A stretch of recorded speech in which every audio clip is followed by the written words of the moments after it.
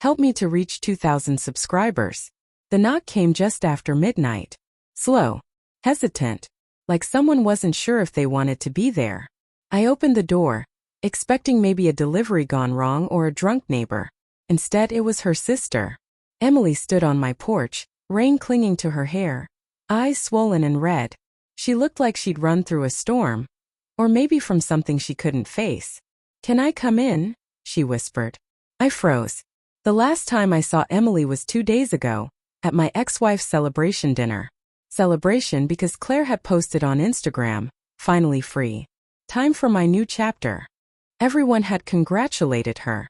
I'd quietly signed the divorce papers, handed her the ring box, and walked away with what I thought was closure. Until now. "Yeah, come in," I said, stepping aside. The air inside my house still smelled faintly of her perfume. I hadn't washed the sheets yet. I told myself it was laziness, not nostalgia. But seeing Emily standing there, shaking, brought all of it back. The cold silence, the empty bed. The way Claire wouldn't meet my eyes the night before she left. Emily took a seat at the edge of the couch, clutching her purse like a life raft. "She shouldn't have done it," she said suddenly. "Not like this." My throat tightened. "Emily, what are you talking about?" She looked up, guilt written all over her face. "Claire, the way she ended it with you. It wasn't honest." A sharp chill crawled through my chest. I wanted to tell her to stop, that I didn't want to reopen this wound, but something about her voice made me listen. "What do you mean, not honest?" Emily exhaled, trembling. "She didn't leave because she fell out of love. She left because she's been seeing someone." I felt the world tilt. "Someone?" Emily nodded, tears slipping down her cheeks. "Someone you know." The words didn't register right away. I stared at her, waiting for the punchline. But she just sat there, breaking apart in front of me. "Who?" I finally managed. She looked away, whispering the name like a curse. "Evan. Evan. My best friend since college. The best man at our wedding." The room went silent, except for the faint ticking of the wall clock. I could hear my own heartbeat pounding in my ears, the sound growing louder with each second. I laughed, a bitter sound that felt foreign in my throat.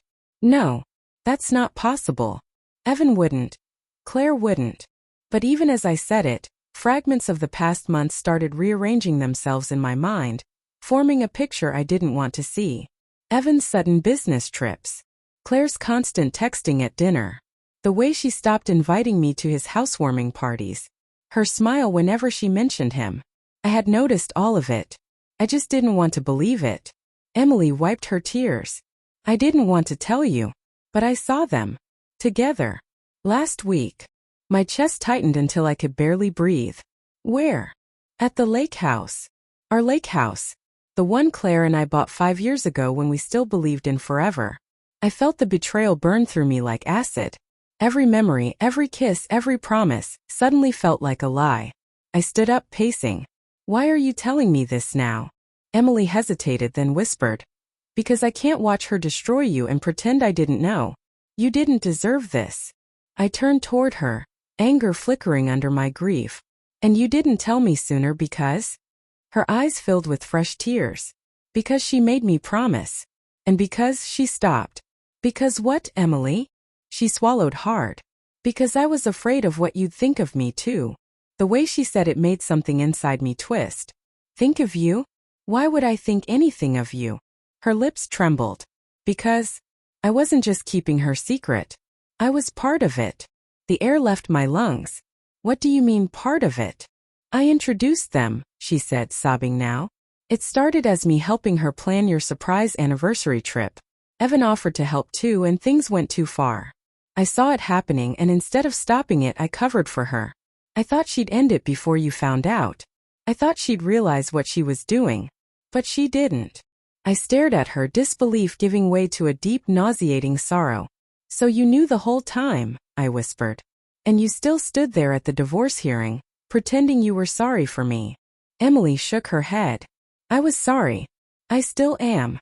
I wanted to scream, to throw something, to erase the last 5 minutes, but all I could do was stare at her, broken and beautiful in the dim light, haunted by guilt.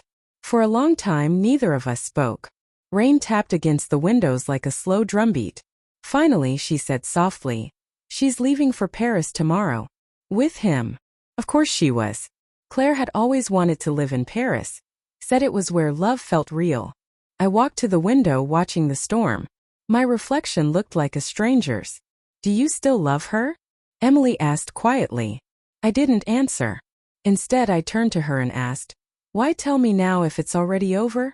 Her gaze met mine, vulnerable and raw. "Because I needed you to know the truth before she rewrote it. And because—" She hesitated, voice cracking. "Because I've been in love with you for years, and watching her hurt you like that has been killing me." The words landed like a thunderclap. For a moment I just stared at her, my ex-wife's sister, confessing something I never saw coming. "I know it's wrong," she whispered, "but I can't pretend anymore." Tears burned my eyes, not from anger this time, but from the unbearable weight of everything left unsaid. I stepped closer, close enough to see the regret carved into her face. "I don't know if I can love anyone again," I said quietly. "I'm not asking you to," she whispered. "Just don't close your heart because she broke it." Outside, thunder rolled. Inside, silence settled like dust. When Emily finally left, she didn't look back. I watched her disappear into the rain, and for the first time since the divorce, I didn't feel angry, just hollow. But deep down, I knew one thing. The storm that had started with Claire wasn't over. It had just shifted directions.